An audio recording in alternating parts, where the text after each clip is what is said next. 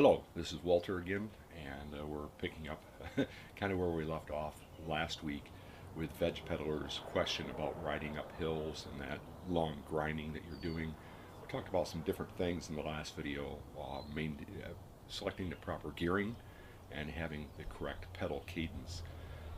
One of the things is if your person's really serious about improving their ability to cycle up hills and stuff, you can kind of go by the seat of your pants, so to speak. You can pick a hill and pick a certain distance and either measure it off or just know that there's a big rock there or a tree and you started here by this tree or rock or sign or whatever, and you pedal to this point and time yourself and get into a gear and pedal and kind of measure yourself that way. And if you can begin to increase your pedal cadence and a particular gear ratio, if you can do that and improve your pedal cadence from maybe 60 revolutions per minute to 70 and then 80 or 90, you're going to be pedaling that same distance in a shorter period of time. You can kind of measure yourself that way, but there are other ways to do it, and there's all types of monitors and stuff people use nowadays. You can get real inexpensive monitors online now through like Amazon or eBay, where it measures your pedal cadence. And for like $40 to $100, you can get a really nice setup, which is way cheaper than a power meter. And one of the other things we want to look at is, your handlebars. And it makes sense that as you're pushing down with your right foot, it's going to try to lean your bike to the right. Your right hand has to pull up while the left hand has to press down. So as we looked at the suitcase deadlift and the suitcase farmer walk, can kind of develop more strength in your body because there's some torquing going on through your midsection and your upper body that you need to be able to apply to control your handlebars. Some people might think, it's no big deal. For a recreational rider, yeah, it doesn't really matter. But if you're competing in any sense, amateur races or just fun races, or you're getting more serious and competing on your bicycle, you want to try to be consistent in your pedal cadence and selecting the proper gearing. But at times you're going to try to out-accelerate somebody, you're going to try to pump up a hill, or you're going to hit a headwind and you're going to have to pedal harder. And yeah, you can drop the gearing into an easier gear for you, but it's still going to take some effort. And any athlete should be able to have a cruising speed, but also have control of being able to pump out some power to accelerate under certain situations. And it's the same with cycling. There's some situations where you just need to accelerate, or your effort, your output is going to be more difficult. It's going to be harder for you. So you need endurance, but you need strength endurance. And all endurance really is continuing strength, the ability to put out a certain amount of strength, a certain amount of effort, a certain amount of power, however you want to measure it. Wattage, pedal cadence in this case too. So let's break this down for a second and just think about it. If you have two cyclists, they're in the same gear ratio. They weigh the same, same body build, so the wind resistance is similar. They're riding up flat, it doesn't matter, they could be on flat terrain, they could be riding up a hill, and same gearing, same pedal cadence. Let's say they're pedaling at 80 revolutions per minute. They're both exactly the same. Guess what? Their speed is going to be exactly the same. This cyclist and this cyclist, it's like they're attached by a bar. They're just going to go ahead at the same speed. Now, if they both start pedaling harder and they up their pedal cadence, maybe they shift up a gear and get into a harder gear, and they're pedaling harder and they're kind of sprinting, but pedal cadence, gear ratio the same and everything, they're going to maintain the same relationship to one another. So if they're neck and neck, they're going to stay neck and neck. One is going to have to pedal harder to get faster, to overtake and pass this other guy. But the interesting thing is imagine if they are pedaling and one of them is allowing his bike to tip back and forth. Now, we already looked at that. The more your bike leans back and forth like this, the more that front tire is going to go like this, which changes your lean angle of the bicycle back and forth, and you start creating a bigger serpentine path. The shortest distance between 2 points is a straight line, A and B. Well, if this guy can mitigate that and maintain less of a serpentine path than this guy, in any given time frame, everything else being equal, he is going to be further ahead. It might not seem like much, but say in a race of like 20 miles, 50 miles, 100 miles, 107 miles, what's going to happen? Looking at this, let's take a closer look at this serpentine route versus a straighter route and just mitigating that a little bit. We're going to do a little math, and it's not going to be too complex, but I think it's going to be an eye-opener for some people when they take a look at this, and it may be an aspect that a lot of cyclists never really thought about before, and what it can actually do for their riding. So let's do a little math. Real simple. Say in whatever race a person is in, whether it's a friendlier competition, an amateur race, or something more serious, doesn't matter. Or even if you're just riding somewhere and you have some hills to climb or maybe headwinds to deal with, thinking about this straight path and a serpentine path is you start pedaling harder and there's more resistance that you have to overcome in going up a hill and being in the right gear. And if your bike starts to serpentine too much, you're adding distance to how far you have to pedal. Okay, we understand that. And the thing is say in any given distance a person is covering, maybe it's 20 miles, 10 miles, maybe it's 50 or 100 mile race or whatever. Let's just say it's just the total distance they need to cover going uphill is 1 mile, which is 5,280 feet, correct? Okay, so in that distance, that's how many feet a person is covering. Now let's just say, for argument's sake, that for every 10 foot that person pedals, one person travels, because of his being able to mitigate that serpentine weaving back and forth, she's actually going an inch further, because if we take a serpentine route like a string, and if you straighten it out just one more inch, it's slightly straighter, isn't it?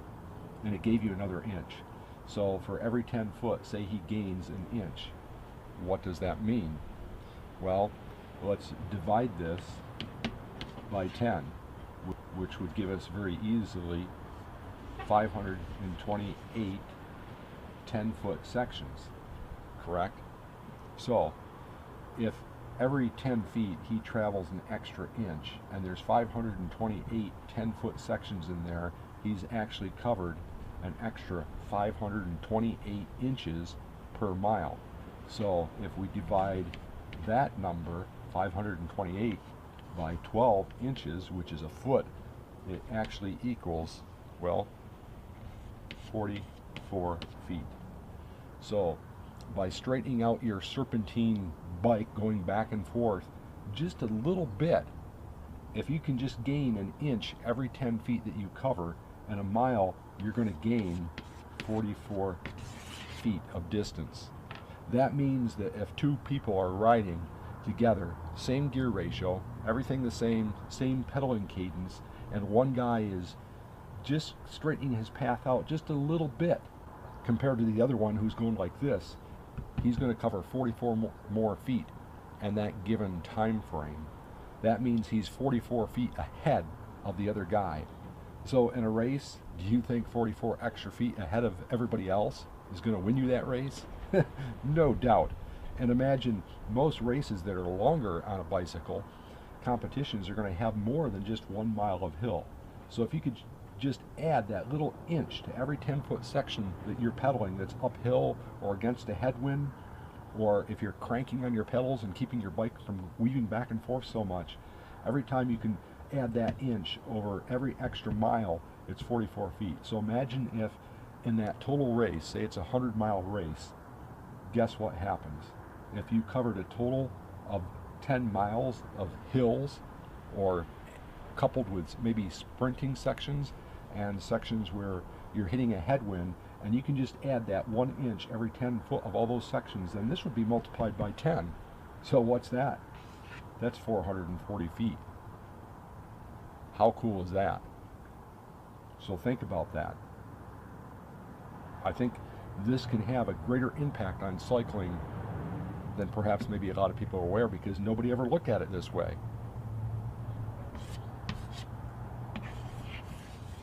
Straighten your path out. Learn how to control your bike. So for competitors, that can make a huge difference in racing. And it's one of those things where they will start looking at the little tiny things that they can do to improve performance. The suitcase deadlift and the farmer's walk can help, but because it's going to help you develop that midsection strength that helps you connect your body and keep your handlebar more solid as you're pedaling, especially when you have to crank.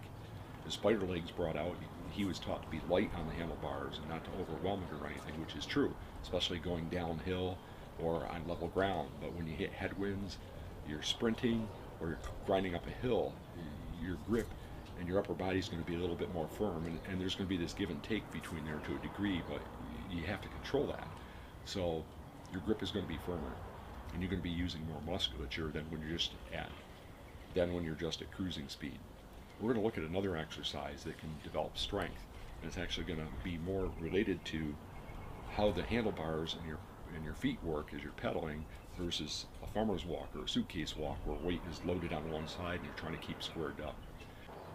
Okay, so the exercise that we want to look at that's going to mimic this is to a greater degree than the suitcase farmer's walk or the suitcase deadlift, is since they're only loaded on one side of your body, so your other hand isn't really involved in those exercises, but it's still going to strengthen your midsection and that connection of your body.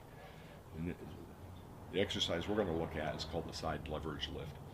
And now as we think about this, on our handlebar, if I'm pushing down with my left foot, I have to pull up with my left arm.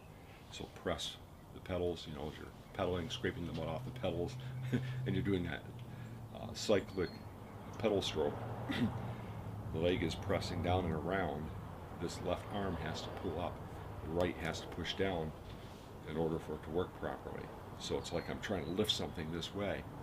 Side leverage lift fits in here perfectly. Now this is just a quick look at the side leverage lift. Basically you're just taking a bar, barbell, pipe, tubing, whatever, and you would put some weight on the end. Now this is a 45-pound Olympic weight lifting bar, so I can add some weight to it, but I'm just going to demonstrate this. And what you're doing is you're going to hinge in your hips and push your hips back, which will cause your knees to bend a certain amount. You're going to keep your chest up and everything locked in tight. Now, as you lift this bar, the weight, of course, is going to be pulling down on this arm, so you have to pull up against it. Now, you're not going to shrug your shoulders. You're just going to lock in to this position and not let the bar pull you over, just like you're doing a suitcase deadlift or a suitcase farmer's walk. But the interesting thing is because the weight is out here versus being right in your hand so much, the bar is going to try to tip down, which is going to cause this end of the bar to push up against you. So you have to press this down. Now we're talking about the left foot, and the side leverage lift specifically hits that left foot.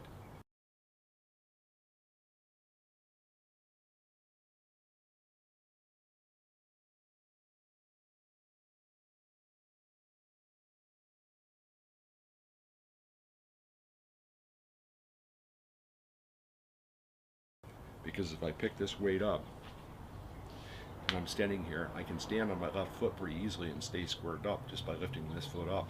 I might lean a little bit to the side and shift my body weight over here because that weight's pulling me this way. But what it tells me is I have to push into the ground or press harder in the ground, just like when you're pedaling with your left foot. On that pedal, you're pressing harder into that, putting more force into it on this left leg, and the bike is going to try to tip this way, and your body's going to try to tip that way. In order to counteract that, I have to pull up on the left handlebar as I pedal with the left foot. So I got to pull, and I'm pulling on this bar. Conversely, now I have to press on this, because if I don't, the bar is just going to tip. So I have to press this down, pull this up, press with this leg, and I can stand here on one leg. I can't readily stand on my right leg without falling over that way, because the forces, the leverage is pulling me this way. So I'd have to lean way over. This tells me that this would be the perfect exercise for someone who is a cyclist. I would first experiment for several months with the suitcase deadlift and the suitcase farmer's walk, and get your numbers up on that. Get stronger with that, and that's going to build some of that midsection strength and that cross strength through your body, and learning how to keep square, and then it has movement involved. And then I would jump into this, spend a couple months on those other two exercises, then I'd start trying this exercise and notice the effects. I'd do it for 4 to 6 weeks, see if it helps under certain circumstances when you're cycling your bicycle. And you just want to make sure you hip hinge good, keep your chest up, stay squared, grab it, take a breath, brace, stand upright with it. Set it back down, stand upright with it. Set it back down. You're going to notice these forces pulling on your body. Now, one thing to keep in mind is you don't want your hand way out here and be doing it this way, because the bar will almost balance itself until you get a little weight on the end. So you want your hands in pretty much the same position they would be on your bicycle. With what they used to call 10-speed road race bike, your hands can be closer. Now, it's going to be really hard with a 45-pound bar to put your hands as close as they might be on your bike. With a mountain bike, your handles are a little bit wider, so you're going to try to mimic that grip. Okay? So that's one thing to kind of keep in mind as you do this exercise. This is an exercise too. I'd start off with light weight, something you can control easily, and gradually bump your weights up. You're not going to be putting, if you're using an Olympic bar at first, it might be a challenge just to do an Olympic bar.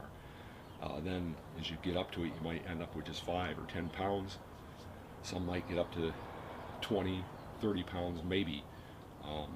Some could go even higher than that.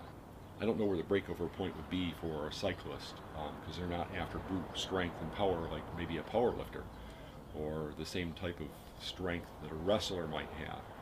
But and this would be a good exercise for them too.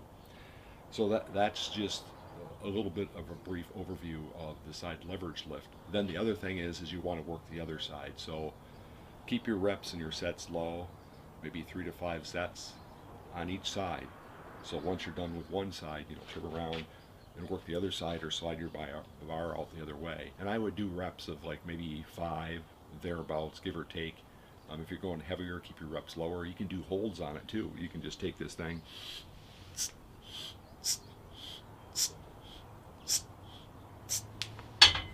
and do holds on it. If anything feels funky, just drop the weight, but be careful, don't get whacked with it. So you want to do it like outside, or where you have some mats or something underneath the end that's weighted, and if need be, you can just release this hand and let it go, and kind of hold on to this hand so when this hits, this doesn't pop up and hit you or anything. It's just something to be aware of. So you can do these with the bar lower, with this handle lower, and lever it straight and stand up with it, so it's like a side leverage deadlift, so to speak. A couple ways you can just do it, but make sure you stay tight, squared up. Don't let this handle you manhandle it. So there you go. That's the side leverage lift that I believe can be a very good exercise for cyclists under certain situations. Give it a try. Give it an honest shot for 6 to 8 weeks and build up some strength with it. There you go. Another strength exercise is getting closer to what you're dealing with on your bicycle. In these videos, I've been touching on some information from other areas, and again, I'm going to touch on something for motorcyclists. If you've ever wiped out or dumped your bike or had it fall over on you and you have to pick it up, this type of training too, doing the suitcase deadlift, the suitcase farmer's walk, these side leverage lifts can actually help you in picking up your motorcycle, because as you pick the weight up off the ground, the weight is more on one side of your body, and because you're usually grabbing the handlebars and stuff, it creates an odd torquing in the body. So these exercises can really help you develop that strength. It can make you a better motorcyclist, especially if you're into like supercross or motocross or enduros, where you're having to throw your bike around a lot, or at BMX, off-road mountain biking, downhill. Even with a bicycle, you're throwing your body around, and the body English is way greater, and the amount of physicality in it, as far as involving your entire body, is way greater than is involved in road racing. And if you don't believe me, if you're a road cyclist, bicyclist, go get on a little motocross dirt bike and ride it around a motocross track a little bit, and you'll find out Or if you're a road cyclist, jump on a mountain bike and start doing some off-road terrain and rough hills and stuff, and you're going to find out you're using more of your entire body than when you're just cycling on the road. So that could be good cross training for a road cyclist. I found out when I rode motorcycles that if you ride in the dirt on a dirt bike, you know, the skills that you learn transfer and make you a better road rider. Some of the things you do are a little bit different in the dirt. For example, maybe sticking your leg out as you're going around a corner and you're shooting a berm, that ridge, that trough that's carved by tires and stuff, and you whip around that. You'll have the bike blade over your leg sticking way out to balance it and stuff, and for other reasons, but to kind of counterweight the bike and everything. And you don't do that on a street bike, but some of the skills you learn and learning how the bike slides around and being able to control that forces you to use more body English and to use your clutch and your throttle and things more fluidly, which can make you a better street rider. I know for myself, I've gone in a parking lot around a corner and hit a little loose something, and the rear would start to slide out, and I knew how to react because I've done that in the dirt enough times where I just did the right thing, and I never dumped my bike. Where someone who doesn't have that experience, they'll just go down and wipe out. Even a slow speed slide can be avoided because of that reason. So just a little tip of information there for people that are perhaps riding scooters or motorcycles. And the other thing I wanted to talk about, I had mentioned about police and and police parades, or when if you ever seen them do competitions where they ride around cones really sharp and their bikes are going really slow and they got the wheel cranked right around the handlebars, and you wonder how they're doing that. How can you maneuver through slow speed traffic? You know, there's a thing that those that have more experience in riding a motorcycle, they'll see someone on a motorcycle, and if those guys are constantly dragging their feet, we call them foot draggers, especially at slow speeds. They're kind of scared. They wait till a vehicle gets way ahead of them, and then they'll let the clutch out and they drag their feet and they get up there. Thing to know about a car versus a motorcycle is the clutch in a car is dry, so the friction is really quick and it'll grab quick. Whereas a motorcycle, the clutch is bathed with oil, so it is built to handle friction more, and plus the lubrication of the oil prevents the heat buildup that cooks a clutch and destroys it. So a motorcycle is designed to actually be able to slip the clutch. Most of the time you don't do that, but in certain conditions you can, because your clutch is like another throttle. You have your throttle here on a motorcycle, and then this controls your RPM too by how much clutch drag you have on your drivetrain. So the trick is that slow speed maneuvers or in heavy traffic, you let your clutch out as you give it a little throttle, and then you can ride the rear brake. So your rear brake is your right foot. Front brake is the lever here on a motorcycle. So if you push on that rear brake a little bit and ride it, give it a little bit more throttle than normal, and slip your clutch a little bit, you can very easily do slow speed maneuvers, because by riding that rear brake, adding power to it, it kind of loads the whole chassis up with more rigidity, more stabilization and force, and the mass of the motor cycling up and down at a little bit higher RPM that you might normally use, because you're slipping the clutch, so you're not getting as much power to the rear.